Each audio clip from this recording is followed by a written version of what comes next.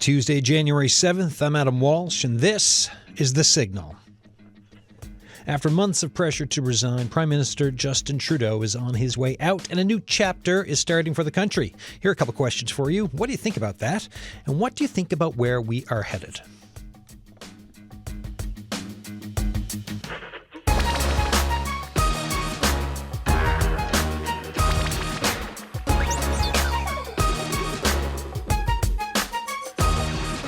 Yeah, folks, so that's the show that we have for you today, right, for the next 55 minutes. Thoughts on the pending Trudeau exit, what it means for all of us in Canada, right across the country, and where we are headed because of it, right? The mood of the country and what you want to see next. So the phone lines will be open shortly to take some calls. I've got guests here as well. They will be introduced shortly. But to set the stage, and you heard a bit of this the clip in the news, but we've got three clips to play just to kind of set the political mood for the discussion. So we'll go with the Prime Minister first. I intend to resign as party leader, as Prime Minister.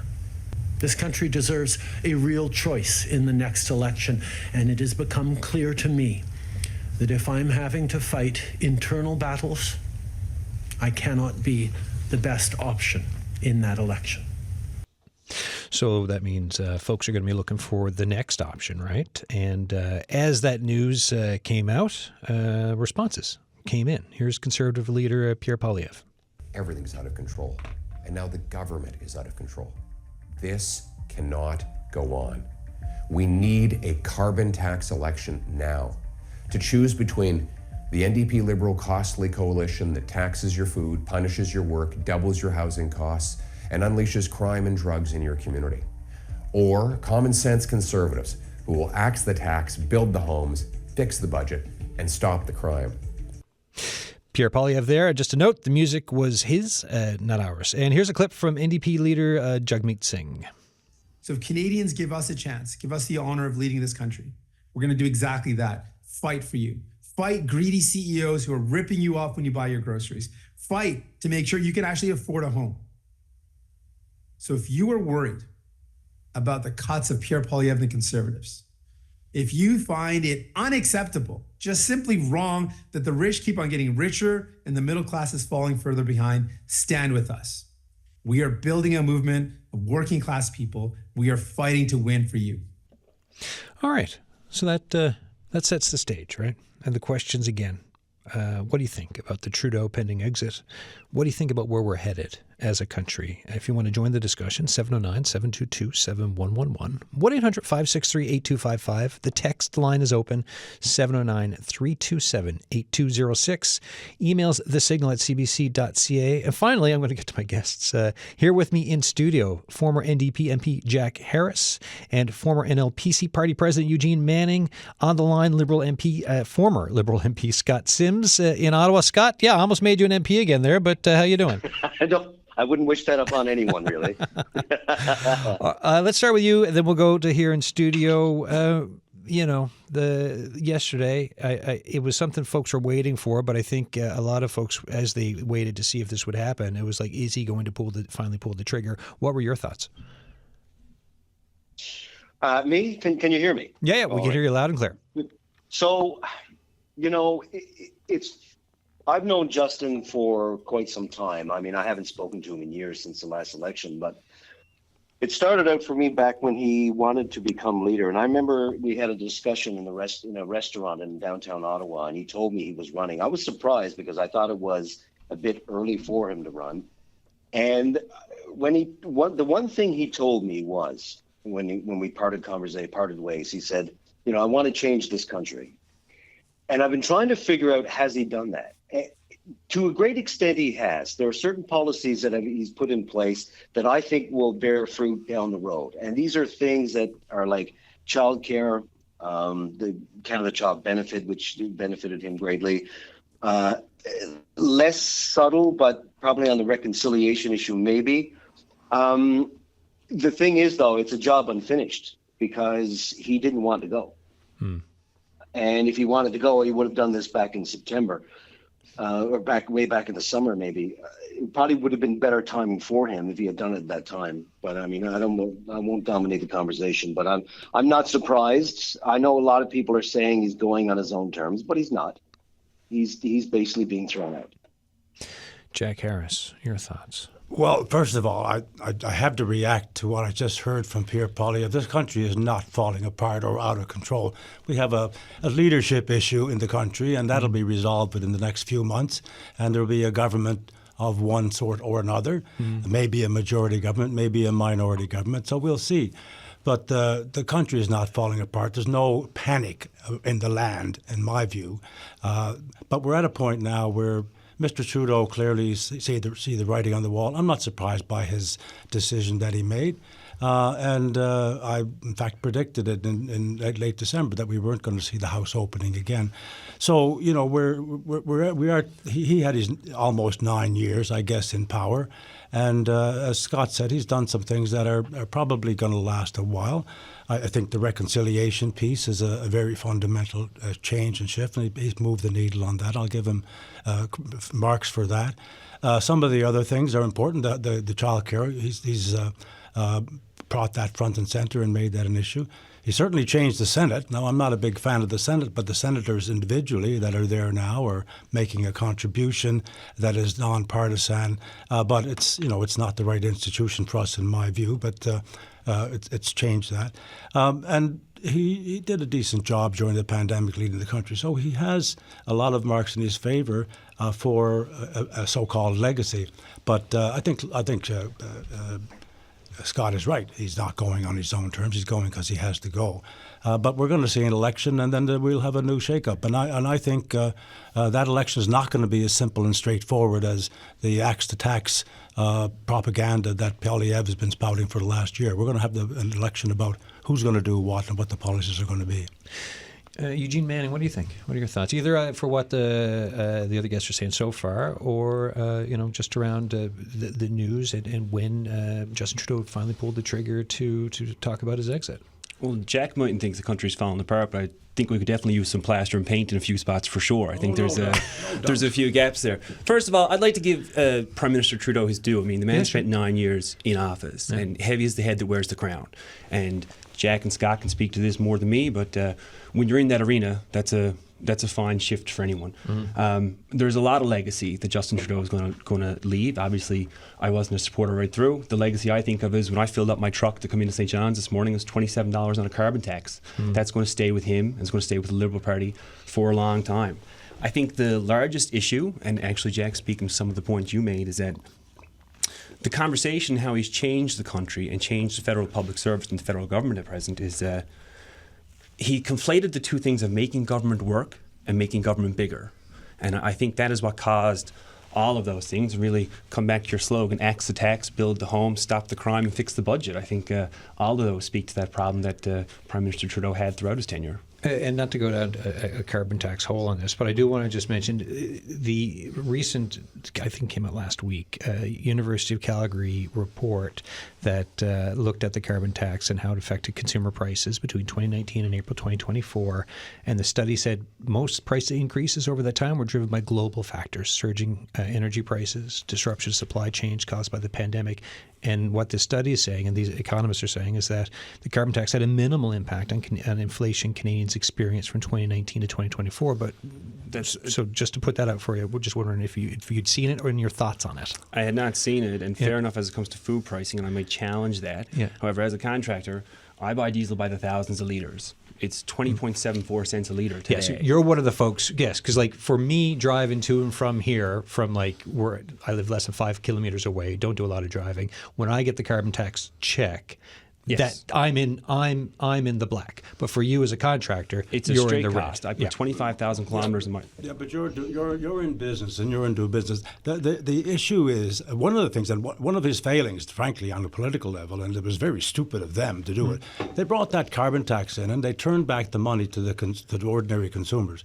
And people didn't even know they were getting it, didn't even know what it was. No, it comes in your bank. You still, unless you look for it, you don't know. It doesn't even say what it is. They've totally blew that one, and they allowed this kind of, I would have to call it propaganda, because most people are not affected by the carbon tax. They get the money back. Now, the whole idea, of course, is to challenge climate change. We don't have an answer from that from Pierre Poilievre, for example. He's just saying axe the tax.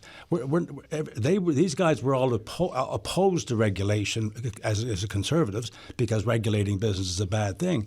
But so now they're going to get rid of a tax that's going to do the job. Well, let's see about that. But that's only going to be one of the issues, and that'll be dissected over the next few months.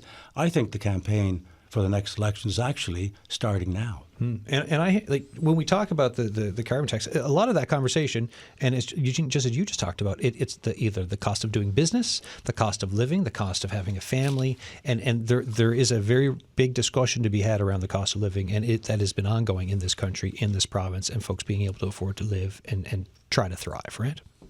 Scott, what do you think? What's interesting about the carbon tax debate is, and I'll have a point to make of what was said earlier, just a moment. Sure. But first, the irony of this is that the whole idea of carbon taxation or carbon pricing, it's basically you extract money from something that's bad. It's like a tax on tobacco. This all came out of a conservative think tank as a way to go about curbing emissions about 40 years ago. The most successful story that you have, one of the original countries to implement a carbon tax, was Sweden in 1991. By who? It was the conservative government, argued against by liberals as well as social democrats. That's the irony of it, because this came out of conservative think tanks. I'm not one to, I defended it to a certain extent. I feel that there's a lot of people don't like it, so you get rid of it. If that's the way you want to go, then fine. I don't know where the Conservatives are going to go when it comes to fighting climate change. You either wrap it up in regulation, you do carbon sequestration. In other words, instead of spewing in the air, you just capture this stuff and store it in the ground. That technology has been a long time coming and still not quite there. But I have a question, which is, the whole point about, I've known Pierre Poilievre longer than I've known Justin Trudeau. And I'm always impressed by Pierre and his messaging. He's a fantastic communicator. I give him that. He's one of the best I've seen. And I was there. I was first elected in 2004 when he was. He was one of the first persons I met when I did my orientation. Honestly, he looked like a 12-year-old kid in a suit. It was quite funny. A long time ago. It was a while ago, and I've seen him go through and learn a lot. And he's. But when it comes to axe the tax, it's like, okay, if that's not the way you want to go, then fine, let's find something else. But he's really ramping up the rhetoric on this. Eugene talked about spending $27 on a carbon tax. But what was the total bill, Eugene? It's 27 cents a litre. Scott, I believe diesel at $1.61 today. If I was to guess, it's something around there. I'm not sure. But that's the total tax, isn't it? That's total tax. No, it's 20. That's not carbon tax. I believe. Carbon tax counts for 3 cents a litre, according to the same study out of the University of Calgary. No, I'd have to disagree with you on what the carbon tax is on a litre of gas. What is it then? I believe it's 17.61 cents a litre, if I'm not mistaken there, Scott. I didn't realize we were in for a debate on the carbon tax. But I'm willing to have it. But I mean. No, it's fine. No, because here's the thing. You don't like the carbon tax. I feel that the people don't want it. They want to go somewhere else, and that's fine too. But let's call a fact a fact. Okay, Scott, let's call this out. Yes, let's call a fact a fact. It's not that I don't like the carbon tax. It's that I can't afford the carbon tax, Scott. And here's the latest that I have too. So just as you guys are talking, my quick Google button. Ontario continues to call on the federal. So anyways, Ontario wanted to get rid of the federal carbon tax, increase to 17.61 cents per litre on gasoline and 21.39 cents per litre on diesel.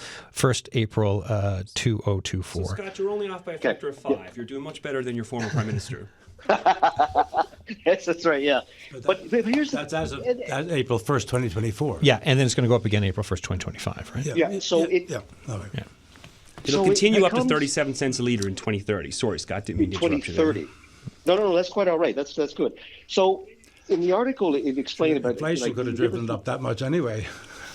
Well, that's the thing. We have a Calgary study that says it didn't. We don't need to argue all the details of this, folks. I mean, the carbon tax is there for a reason to help fight climate change and work on a transition out of dependence on fossil fuels and save the planet. So, folks, if you're not going to save the planet, say so. If you're going to, tell us how. All right, folks, you're listening to this. Here, 1 second, Scott. I'm going to reset, and I just want to get to a call, and then we'll go back to some of these points. But you're listening to The Signal. I'm Adam Walsh. Look, we're talking about the new one of the big news stories of the week, the big one from yesterday, Prime Minister Justin Trudeau saying he's on his way out. And we're asking, well, what do you think about that? What do you think about where we are headed? The lines are open, 709-722-7111, 1-800-563-8255. You can text us, 709-327-8206, The Signal at cbc.ca. My guests in studio on the line. You're listening to former Liberal MP Scott Sims. Here with me in the studio, former NLPC Party President Eugene Manning, who also was a leadership contestant for the PC Party. And we also have former NDP MP Jack Harris. Let's go to the phones. Patricia Johnson is on the line from Nain. Hi, Patricia. Hi, Adam. How are you? Good. How you doing? Happy New Year. Thoughts on everything? Yes, Happy New Year indeed. Well, I'm calling in from rainy Nain, Labrador, which is not a sentence I should be able to say on January 7th. No. I'm really concerned about the future of our country, particularly with sites on the north. And so I have a few talking points, one about Canada Post, one about climate change, and one about the CBC. And so in terms of Canada Post, I mean, we just saw a strike where Inuit Tapisi Kanatami, the National Inuit Organization, put out a statement in support of sending Canada Post back to work, which I have mixed feelings about because I do believe that the strike was just and was looking for reasonable asks from the government. And that's something that would want to be privatized by the Conservative Party, which is a huge problem for the North because we are not profitable. Canada Post loses money on everything they do in the Arctic and in Inuit Nunangat, our homelands. And it's really a lifeline for many people up here, right? So Inuit artisans send out their work using Canada Post. It was really hard to see families talking about Christmas presents not being able to arrive on time because that's the only option for people to shop for special gifts that they can't get like at Northern or Frank's, the only two grocery stores in Maine. Things like toiletries, things like food coming from Costco or Shoppers Drug Mart all come through Canada Post. And so if the Conservatives privatize Canada Post, what does that mean for the North? What kind of assurances do we have that we'll still be able to remain interconnected to the rest of Canada? When it comes to climate change, like I said, we have no sea ice in Nunavut in January. When I moved to Maine in 2019, there was sea ice until the end of May. The following year in 2020, the sea ice was frozen. It was minus 40. I brought a plant back from St. John's from Christmas that got frostbite between the airport and my house. And this year, I'm moving my plants to my friend's house without any insulation on them because it's above zero in Maine, which is absolutely bonkers. In terms of Pierre Poilievre has been very public about the fact that he wants to shut down the CBC and privatize as much of it as possible. And we already know that journalism isn't profitable anywhere in this country. And so you can particularly see why flying someone to somewhere like Maine, Pond Inlet, Tuktoyaktuk, those are not profitable journalism ventures, but they are deeply important for us to be able to participate in a functioning democracy. And so when you have a party that's positioned to be the most likely one to take power in a minority or majority situation, I'm extremely concerned for the progress that's been made in closing things like the infrastructure gap between the North and South. Because of the weather in Maine, we have only been having about one flight a week, one day where we can fly for like the last few weeks because of how horrible the weather's been. And we don't have lights on our runway, which a lot of people in the province don't realize. So we actually can't fly in the dark. All of the other communities on the North Coast can. And I'm honestly shocked that no one has died because they've been waiting in the Maine clinic to get out to Goose Bay. And I just don't see how there are conservative solutions to the problems we face in the North. One of the previous commenters said something about Trudeau conflating large government with good government. And I would actually say the opposite, since that this government's been farming out most of its work to consultants. And so I actually think we need to get government workers doing more work for the government and paying consultants less to do it, so we could maybe use some of the money to fill in these gaps we see between the impoverished communities that are positioned to be impoverished by colonialism and the Canadian South that benefits from the positioning of Inuit communities as remaining impoverished. Patricia, I appreciate your call as always. I'll bring these points to my guests and keep moving the conversation forward. Thank you so much, and Happy New Year again. Happy New Year. Thank you. Bye-bye. Patricia Johnson there on the line from Nain. Let me bring this back. We'll bring to Scott on the phone here. Any thoughts on what Patricia was saying or furthering comments? Because a lot of this comes down to what folks are looking at as well for when the next election comes. Parliament's prorogued right now. There will be another election eventually. This comes down to points and why people are voting. Scott, what are your thoughts? Well, I think there are a lot of local issues that need to come to the fore. I think in the last election, it was one of the things that I've noticed is the demise of local news. In the absence of a lot of local news, what happens is, Facebook and other things of social media take over and not incredibly factual all the time. And that's a sad part, because I think there are a lot of local federal issues like in the situation with Nain and prices and getting back and forth. I mean, getting to the hospital in St. John's if you're flying out of Labrador. There is a federal element. I know it's mostly provincial, but there's also a federal element to this that can be addressed as well. And unfortunately, the way it's going is it's mostly about these big national issues that are important, yes, but I just found that there's a lot of local content that gets taken out of federal elections. I mean, the local candidate to me means something when I vote, but that's becoming less and less of a phenomenon. And I mean, if you're the MP for Labrador, no matter who it was then and Yvonne now, these are tangible issues. And that's what's being lost in all this. We're getting mired down in some very local, very issues that don't mean a lot to a lot of people. And look at the voter turnout now. It's atrocious.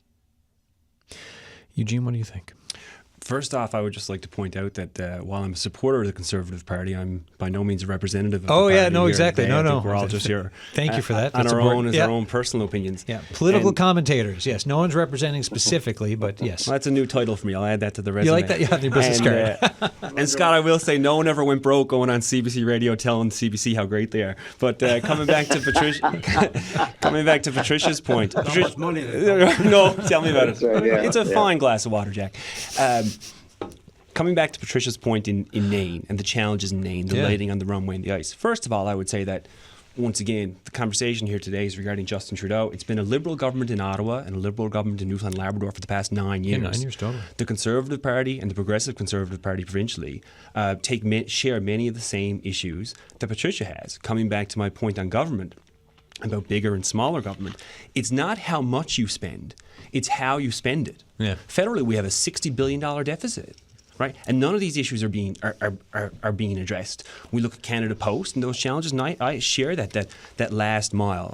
I come from St. Bride's. It's not named by no means, but as when you called me yesterday, my cell phone only works in one corner of the yard. We're pretty remote. If we don't have Canada Post, we have a challenge, and there's something to be covered there.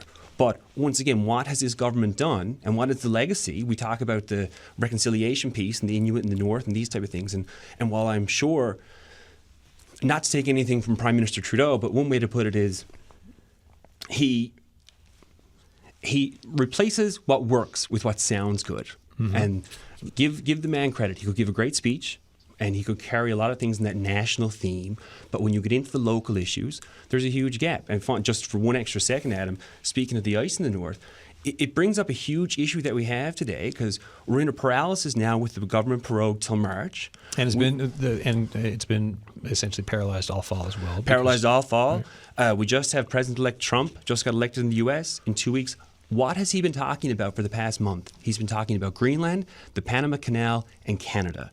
Why? It's because there's no sea ice in Nain, as Patricia points out, and national security and the shipping lanes are no longer in the south, they're going through the north. Justin Trudeau and the Liberal government has failed to address this going on years now, and our NATO obligations are going to become a huge issue moving forward, and it's something that hasn't been addressed. Jack, do you want to jump on that or any other thoughts? No, these are absolutely, but these are long-term issues. You know, we talk about Trudeau's now off the table, and I think that maybe that's not going to change the election. You know, when you look back to 1993, for example, Mulroney was gone, and he was replaced by Campbell, and the party was pretty much decimated, right? Compared to what the it was. party was decimated, but there was a lot of different other factors on the go then. Yeah. First of all, you had Jean Chrétien on the other side, who'd been around for a long time, been a minister back in the 60s and with Trudeau, etc. So he had some substance and experience and stuff like that. Lucien Bouchard was there, the Bloc Québécois. You know, you had they were there and powerful. The Reform Party with Preston Manning, they were all in the same mix. Yeah. So devastated, down to 2 seats. That's not the mix right now. But there's still Trudeau is still maybe going to dominate the consequences because all of the stuff we've heard for the last year, and I frankly was surprised. The hate against Trudeau, the F word being put on signs and trucks. Yeah, you see it going around all town. that stuff. Yep. I mean, that is unheard of in Canadian politics. And where that came from, I don't know, but it's certainly been advanced and pushed by a lot of social media and frankly, by Poilievre and the Conservative Party fomenting that kind of anti-Trudeau stuff. That's going to be out of the mix. And I think it should be out of the mix. He's not going to be there. He's not a factor. As far as I can see, there's 11 or 12 people who are potential candidates for the long list, which shows that somebody obviously thinks that there's a future in being the Liberal leader. Maybe not this election. Maybe not going to be Prime Minister in this election, but maybe in the next one. So I'm not sure the Liberals are going to go away or the Liberal vote's going to go away. But so the election is going to be about something different. And I think it is time to talk about policies and whether Canada Post is a good thing to keep. And there's a lot of people in rural Canada and rural Newfoundland who know that that's essential for them. That's an essential service. It's a service. It's not a business. It shouldn't be privatized. So that's kind of going to be an issue. You know, as of January 1st, every single person in Newfoundland, and half of them have less than, more than half of them have less than a $90,000 family income, are entitled to dental care under the government plan if they don't have their own private plan. Yeah. So that's phenomenal. That's not well publicized these days, but that clicked in as of January the 1st. People all they have to do is sign up. Now, access to a dentist, that's another issue that the province is going to have to deal with. But that's a really substantial, fundamental change. Is that going to stay in place under Poilievre? Who's going to make sure that it will be? I can tell you one thing, I'm not there, but I'll tell you that the New Democrats, and I was one of them who fought for that, are going to make sure that it's going to be very, very difficult to take that away from people now that it's there. I don't think that would be there because without for us because they voted against. They voted, all of them except for a handful, voted against my motion when I was in Parliament. So they support it now because they had to. They believed in it too, but they had to do it. The Conservatives voted against it. There's no guarantee whatsoever that they're going to keep that, and I'd be afraid that they would lose it. So these are the kind of things that people are going to have to be considering when it comes down to who they vote for on their local level and who they vote for nationally. Not this big. I hope to keep away from the big picture stuff. Yeah, well, and just before I let you do the follow-up, Eugene, in a year, because this year, provincial election at some point, federal election at some point, municipal election. So we are looking at some big conversations of who are we in our communities, how are our communities operating, how are our provinces, or how is this province operating, and the country. Eugene, I'll go Eugene, then back to Scott, and then we've got a couple folks on the lines. Yeah, just a brief, just to follow up on Jack's point.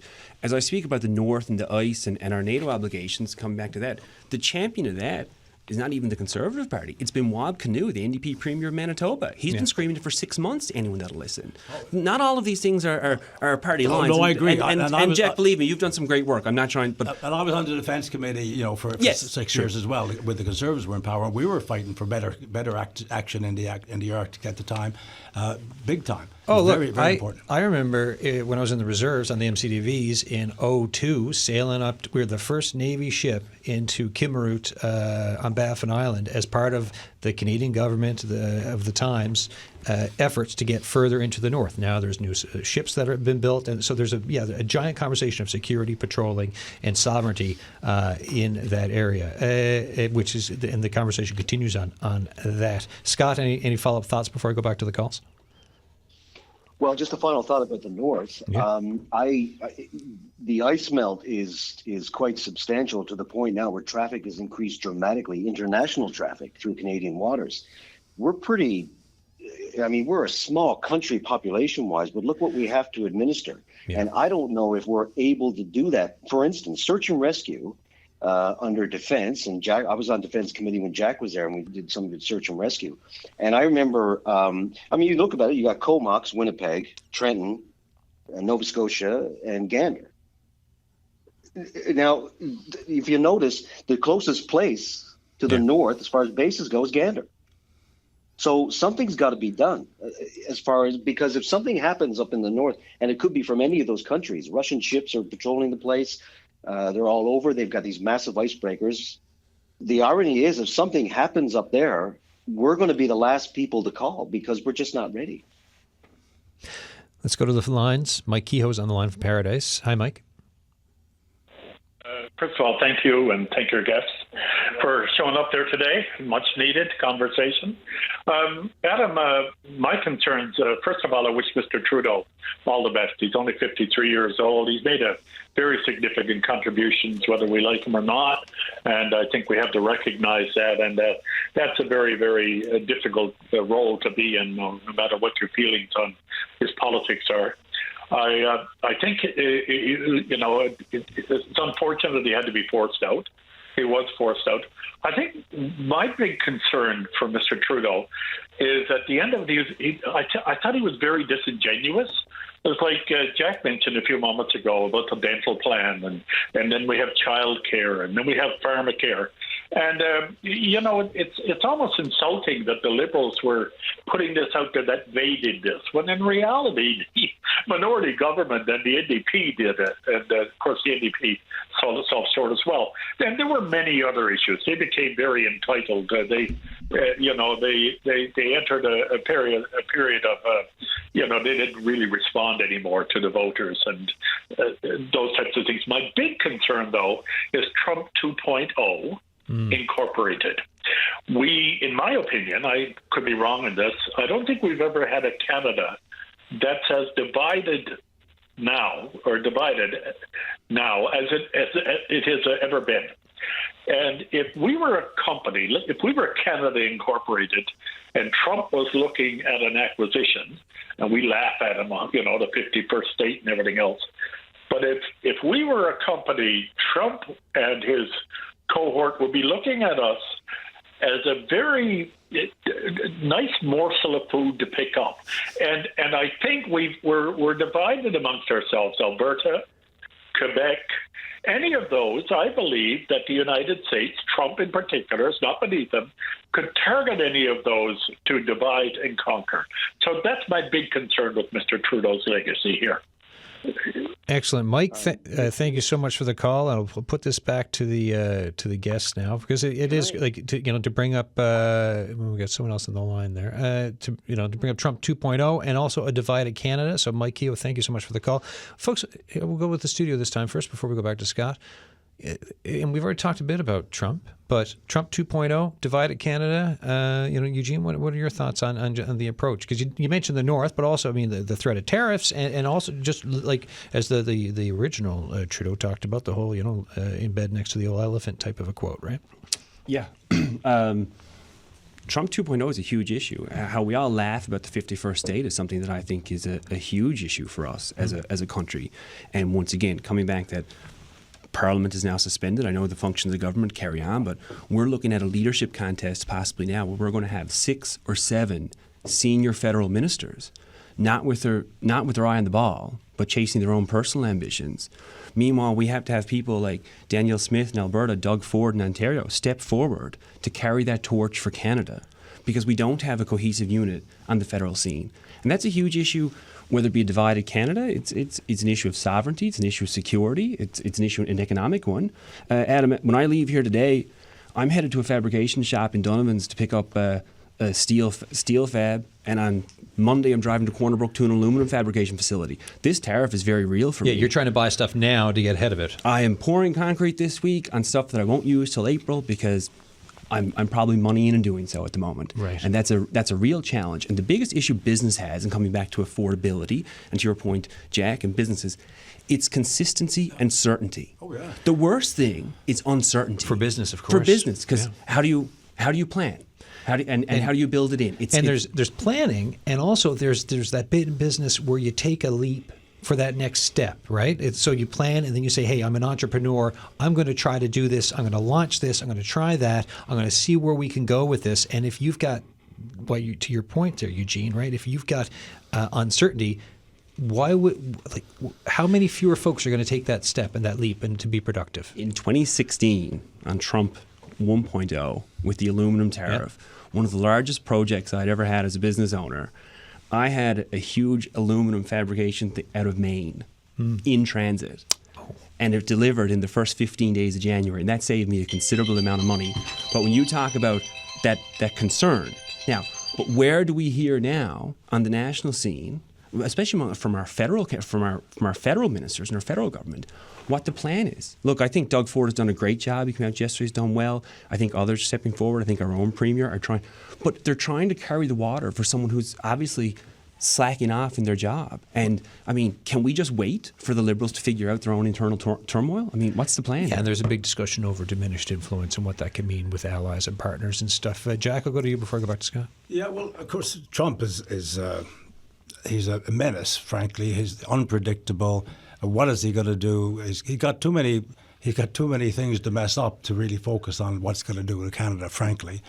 So I don't think anything is going to happen. It may happen quickly. There's a lot of work going on behind the scenes right now by everybody who has been involved before in dealing with the U.S. over the trade agreement. And Doug Ford and the other premiers have a role to play. They have always had, because they've got counterparts in the U.S. who are also extremely as concerned as our business people, as Eugene pointed out. Business people there are very concerned about it as well, because the cross-border trade is an enormous. That's not going to move fast. We're going to be in a.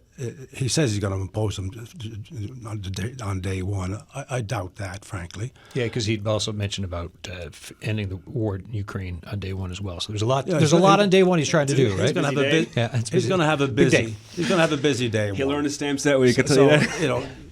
I'm not saying he's all talk and no action. He's all talk and he's all action, but you never know what it's going to be and what he's going to be focused on from one day to the next. There's only so much you can do in one day. Well, that's correct. So they've got a lot of things to do. They've got their own problems within the Republican Party, as we're seeing now, because they're not all exactly on the same page. So there's going to be a bit of turmoil and chaos down south of the border for the next few months. Meanwhile, there's going to be a leadership race here, and people are going to be trying to figure out what is the strategy to deal with that. There's not going to be an automatic response. I mean, clearly, if there's a tariff, there's going to be a counter-tariff. There's going to be a counter-response. There has to be. Whoever is in power, that's going to happen. Trudeau is going to still be there. He may not be able to. He's going to be insulted, like Canada is being insulted now, because that's Trudeau's, that's Trump's modus operandi. That's how he rolls. But is it going to be something that we ought to be? We can't do anything about that now. We have to do that as it happens, and it is a worry because it's destabilizing the world, not just the U.S. It's going to destabilize Canada to some extent. Scott Sims, thoughts? I think it was Andy Wells used to use the expression "a big bag of wind" when he didn't like people. He must have used that a lot. He must have. If he was around to talk about Trump, he'd be talking about it in the same way, because that's basically what it is.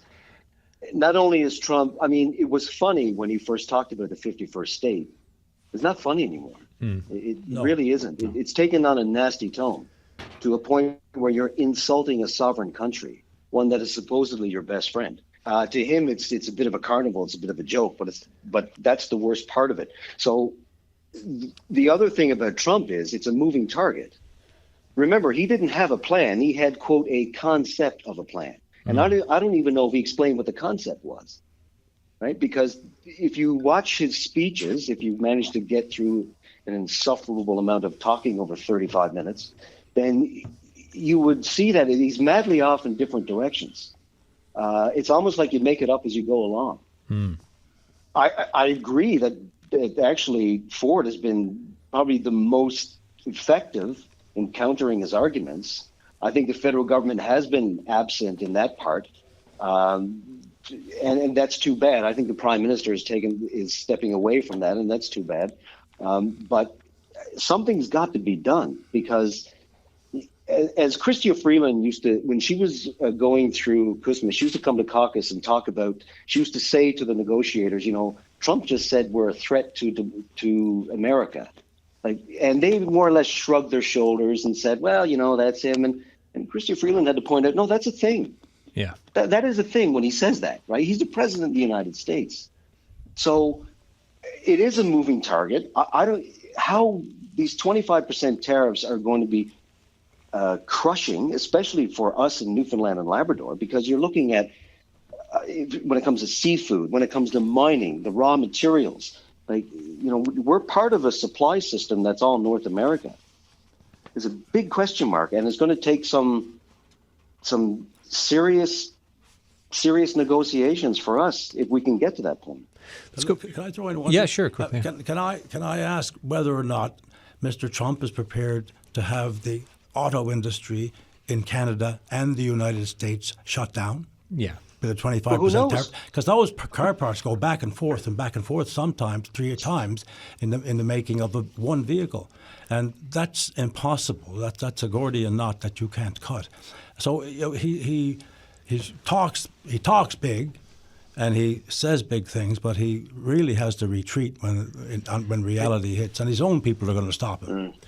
And to your point, Jack and Scott mentioned earlier about the mining sector here, there's 34 critical minerals listed. We have them all in this province, coming back to the fishing. And I'm wearing two hats here because on the one hand, now that I'm a political commentator, and we talk about this in the macro, and I'm sure Mark Carney will come forward, Jack, and he'll explain about counter-tariff stuff will work. Once again, as a contractor, I priced up an excavator at Tormont Cat on Kenmount Road last week. Yeah. These things of what's going to happen, and coming back to my original point, which is what I think has been a very shortcoming of Prime Minister Trudeau and this government, is the consistency, the consistency in which they conduct themselves. I need certainty in how the economy functions.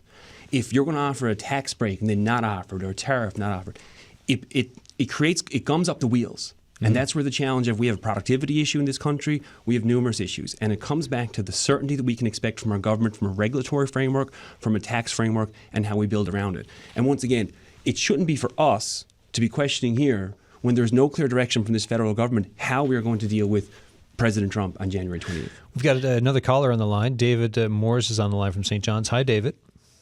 Good day, Adam. Happy New Year to you all. Happy New Year. Thoughts, questions, comments?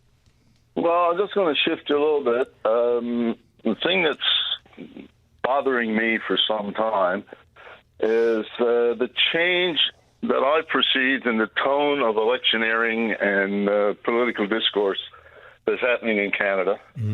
And it seems to me a lot of it is being imported from the South. Half the world is being emboldened by the nonsense that Trump gets away with, because he's nothing without the 100 million people behind him. And for some reason or other, the 100 million people down think he's a good idea. Now, it's filtering its way up here and around the world. And the one thing that bugs me more than anything is, there's two things. One is the populist movement that comes up with simplistic, unworkable, unrealistic solutions to everything. And I think Jack just outlined that very well, on how complex the auto industry is since the Auto Pact came in. And it's just not a simple solution. So we get up every morning and we turn on the radio, and some right-leaning something or other is telling us who we should hate and what we should blame them for. And it seems to me that has blamed Trudeau, making it personal for everything but the weather. And I guess he just didn't want to sound like Marjorie Taylor Greene trying to say that they were focusing weather on people. Yes, I caught that bit from Marjorie Taylor Greene there before the holidays. So yes, the tenor of the discussion, how stuff is laid out. Any other thoughts before I let you go and to put it to the panel, David? Well, the other thing is the bit of reading I've done, and I pay attention to a lot of stuff. Around the world generally, the populist movements, they work. They're very, very overly simplistic for people who don't want to think very much. And it doesn't work out. The economics doesn't work out in the long run, in the big picture. And I'm not going to try and give you examples here. It's too big a problem. But it does happen, and research will tell you that it doesn't work. And I don't know how engaged I can be this time in the election if I'm going to be hearing all of that stuff, because I'm just going to want to turn it off. David, thank you for your points as always, and thanks for listening, and Happy New Year. And to you guys. All right, David Moore's there. And we got a couple of emails in, too. One from Piotr, who says, Mr. Poilievre, his entire campaign is based on blaming carbon tax for the cost of living. Therefore, I suggest a simple test. Everybody talking with Mr. Poilievre should ask just one question.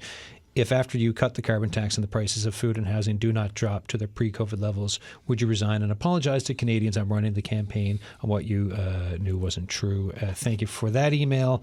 And then another one, when we talk about potential replacements for Justin Trudeau, question, and this is from Doug in Kingston. Has anyone heard if Mark Carney speaks French? Is he fluent? Or is he weak like Christy Clark, the former Premier of British Columbia, who's also in the mix, apparently, for who will replace Justin Trudeau as Liberal leader? Thoughts from the room, either on the call or other points, and just moving it forward to look past Justin Trudeau to who could come next or where we're headed with it. Jack Harris. Well, I think first of all, Dave Morse makes a very good point. I mean, populism is very much alive in the approach that Pierre Poilievre is taking, for example, with the slogans that he's putting out. But populism thrives on lack of knowledge and lack of information. And if people don't know, have access to the facts, or don't have good, reliable sources of information, like I have to say CBC or some of the major news media that people need to rely on, these are good sources of information. But that Calgary study, for example, on where the carbon tax fitted into the other factors in the rising costs and things like that, they like to call it a tax on everything, and it may well be a tax on everything, but does it influence prices in the way that's important? If the answer to that is no, people need access to that information so that people need, if all they're going to hear is talking points from political parties or political leaders, and frankly pundits responding to that, or media putting it out, being the vehicle for putting those points out, then Dave is right. The people are not going to start paying. This is just a barrage of words. We don't have good information to counter it. We don't have a challenge to whoever says what.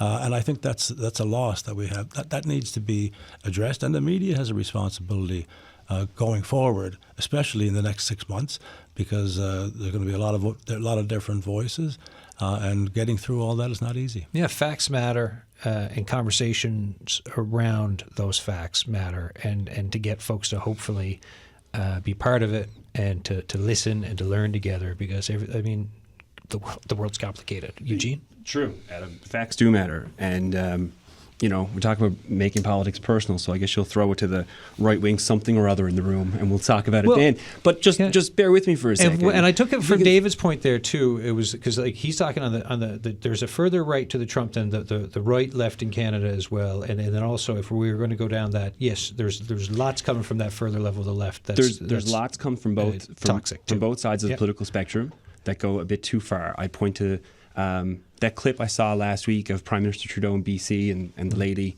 look, that's not my cup of tea, right? Yeah. I mean, politics on the best days of grind, I'm sure we can all, and I'm sure Trudeau didn't have a great Christmas, but it is what it is, and I can't speak for all those people. But if we're going to talk about, it has to be more than not your cup of tea. Now, mind you, you're being very obtuse there. It's outrageous. I'll come. Hold on, let's come. It is. I just said I didn't appreciate it. It wouldn't be how I'd conduct myself. But I don't speak for that lady, and I don't speak for many. But coming back earlier to the economics, Jack, and you point out that facts matter and things matter, and populist, as David pointed out, that populist economics have been proven to not work. Well, let's look at the economics of the Trudeau government over the past 9 years. They've fully embraced modern monetary theory, which, as the saying goes, the deficits don't matter as long as you maintain other guardrails. And I believe the NDP, as we can all agree, Trudeau has taken the Liberal Party much further left. I mean, today's Liberal Party and the 95 budget speech that Paul Martin gave are two completely separate worlds. Sure. I mean, it's a completely separate thing. And so they embraced modern monetary theory. They said all we had to do was maintain inflation. How did that work out? It didn't. But inflation is a worldwide phenomenon. That's another. Yeah, the inflation is bad in Canada, but it's not as bad. The US also embraced modern monetary theory. I mean, Stephanie Clefton, who wrote the. But I mean, it's a worldwide phenomenon. All of Europe, some say that Canada has fared much better than Germany, say, and other parts of Europe and all of that. So fair enough, but I would only speak to the point that just because he happens to be the guy in power when all this is happening, so he gets blamed for it. Fair enough. Who do you blame with the current inflation and current state? When we look at productivity is not Canada does not follow the trend of the rest of the world. That's been a Canadian problem for the last 30 years, and it has gotten worse, sir, in the past 10 years. Well, I don't know about that. Let me go, Scott. Let me bring you into this. Yeah, go ahead.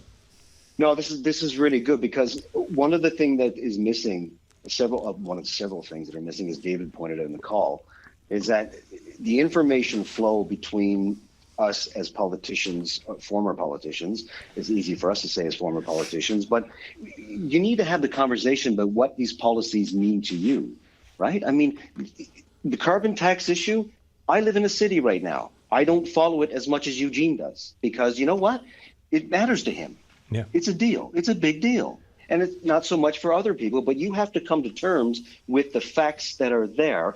Does it raise the price on everything? Yes, but by how much? That's what you have to come to terms with. I remember back when I first started. This was we're down to 3 minutes, so keep it down to about 45 seconds. Very quickly. Whenever we used to question the Harper's government about defense, they used to shout back at us, "Oh, you don't support the troops," which was an intellectually lazy response. And whenever conservatives brought up immigration, liberals would label them as being racist. And that happened so much. And I used to get so sick and tired. Question period, federally certainly, is the most ridiculous dinner theater that you can imagine in this country, because it's absolutely absurd. And David points out about this is how it's affecting the conversation we're having right today, which is how we've become so polarized, because we're not getting information from the political arguments, debates. Final thoughts, folks. Eugene, 30 seconds. Jack, 30 seconds. Look, I think it's an interesting time for Canada, for Newfoundland. 3 elections coming this year. I'm very interested to see who picks up the torch for the Liberal Party. As important as it is to carry it, is knowing when to pass it off is just as important. I think maybe Prime Minister Trudeau might have failed a bit on that, but I tip my hat to him. It's a rough grind once again on the best of days, and I'm sure he's sleeping much better tonight than he did last night. Jack Harris. Well, I think. You don't get to choose your time. He certainly didn't get to choose his. I was lucky to get to choose mine. I just didn't run in the last election, but he didn't want to leave. Scott was right. He even thought he could carry this through and win the day. I think he obviously was wrong about that, and certainly so did most of his party. But it's going to be an interesting year, and I think we're going to have to pay attention to what's going on and hopefully see a better government the next time, because this past government did a lot of good things, some of them against their will, but they did them. And the next government, we don't know. And I'd like to see one last shot. He said one failure was not to bring in party reform, voting reform. Yes, that was right. If we had brought in true proportional representation, we wouldn't be as worried today, because we would have a mix in the next election that wouldn't be winner take all, would be a mix of people who had to work together to make things work. And that's what we really need in this country. Scott Sims, 15 seconds. Final word. I think Justin, to an extent, has changed the country as he had liked, not as much as he had liked, but to an extent that he should be proud of. And as far as these elections coming up, as you pointed out, 3 Newfoundland and Labrador elections, folks, be curious, question everything, but don't forget to get out and vote. All right, Scott Sims, Eugene Manning, Jack Harris, thank you so much for this conversation, folks. That is it for today. We're up against the clock tomorrow. Churchill Falls, the MOU. What do you think about the potential deal, and what questions you have about it? Get back at us tomorrow. Thanks.